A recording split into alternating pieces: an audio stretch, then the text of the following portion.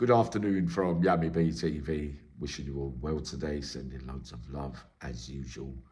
I get round to now two men that I was meant to talk about last year, but wasn't sure about the circumstances, sadly, about their deaths. Rest in peace, both of you. Francis Pope, Franny Pope as we know him, and the great Charlie Tozer. Rest in peace as well.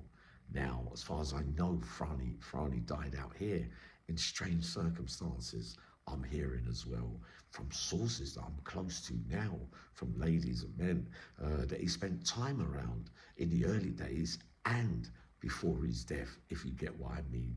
Now, Charlie Tozer apparently, allegedly, died in custody. They're saying that it was suicide. Rest in peace, my boy. I find it very difficult to believe, but after some of the things that I've seen along the years, the mental states and the emotional breakdown of certain men that live their life, we know that we've gone through quite a few on my previous channel and this channel with David Croak. Sadly, loved David. He knew the story there that he apparently he hinted to me that he had enough, and I didn't take it seriously. And then a couple of days later, me and Stevie Gillen heard that he allegedly hanged himself. Now, Desi Cunningham was another one. Wayne Urran was another one. All men that I could never see committing suicide, plus many more. But Franny Pope, first time I ever met Franny was when I was a 21-year-old kid and I was on the Isle of Wight. And my first day there, I was walking down the landing and he came running out of a shower with a towel around him, soaked in blood, with all foam coming out of his mouth, right? So I was thinking on this, like, bloody hell, is this what it's like in these high-risk places? So he's run past. There was meant to be some argument. A geezer went for him. He come unstuck, and apparently Franny done the business and went well in on him. Right now, Charlie Tozer, I met in Brixton in the 80s as a young kid, and I talked to Charlie straight away. Very serious man, not as hyperactive and charismatic as Francis Pope. From what I saw, Charlie was much more serious, much more quiet, sort of a man that you didn't want to approach too easily. So those was my first inklings of those two armed blaggers, whose history goes back from the 80s, 70s, and maybe even the 60s. I can't be sure, but I know they were part of a wild bunch gang of a few of them that was armed robbery, armed blagging from the beginning of time. So years went by. That must have been one sentence that I saw them on. And then during the late 90s and millenniums, I was, I think, in Belmarsh, and they had a couple of retrials or trials. They went up on an armed robbery where somebody got shot, right, allegedly by one of them, but you know they contested it.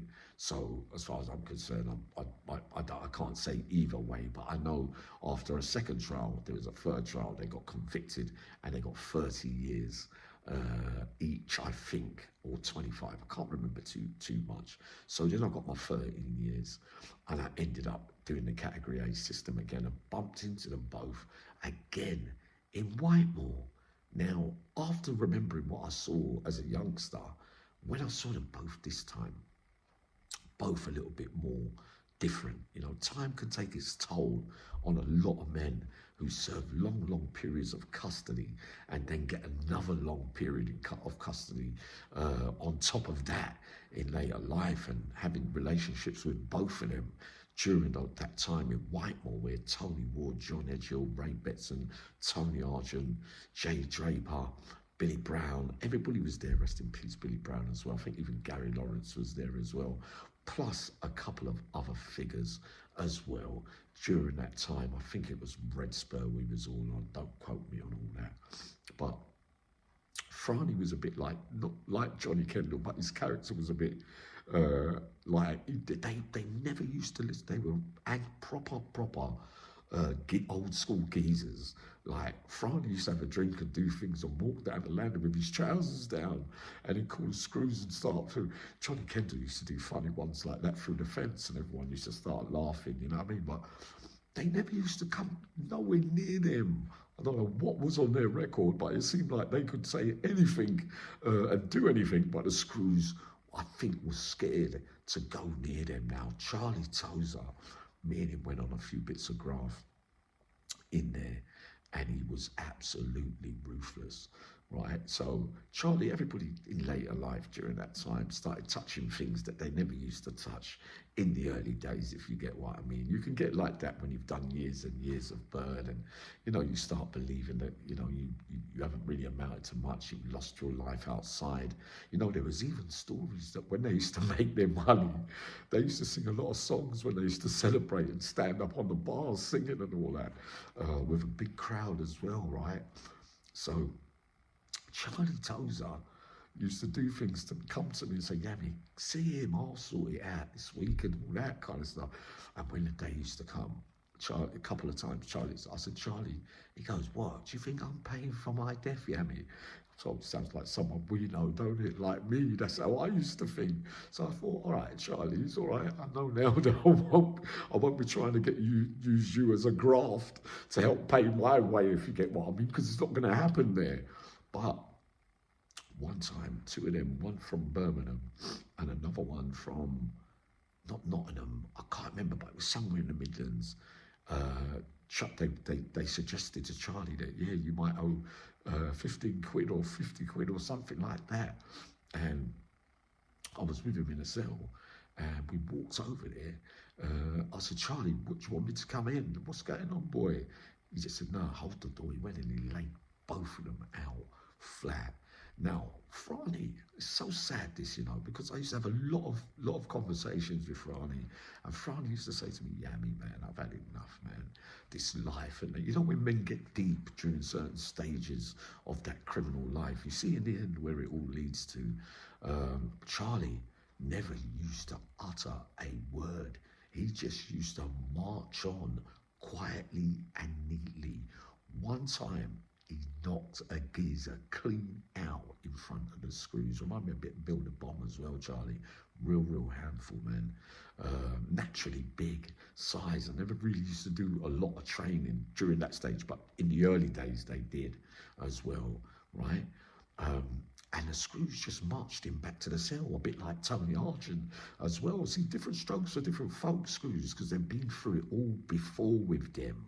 That some men, they just don't want to challenge and have the ag of, you know, bringing them down the seg and wrapping them up and going through it all again. Real naturally strong men. But being outside recently, because I never spent no time with none of them outside, I was round a couple of their old mates' houses recently, and Franny used to knock on doors about 3-4 in the morning, singing up to the windows and that, you know, like with a full block there and all that. And one of the ladies said to me, Yami, man, he's a bit like you, because when I used to have a drink and all that, I used to start serenading everyone outside the block, but you're waking everyone up and all that. But a funny man, a lovely man. Charlie Tozer, my heart goes in very, not withdrawn, but just looked like, don't come near me. But I was really quite tight with Charlie Tozer. So in the end, we used to go on bits of graft. Like I would go on little moves and Charlie just had to stand there like that without saying a word. You knew what I was like. I ain't gonna lie to you. You know how it was. But Charlie Tozer was a real force to be reckoned with. I'll have to check and see what happened to Franny out. How did Franny die? But Charlie Tozer, another one committed suicide. I thought, what was going through? But then in my mind, I relate back to some conversations where you've had enough. You don't feel, you're not saying in like you're going to do this to yourself or do that to yourself.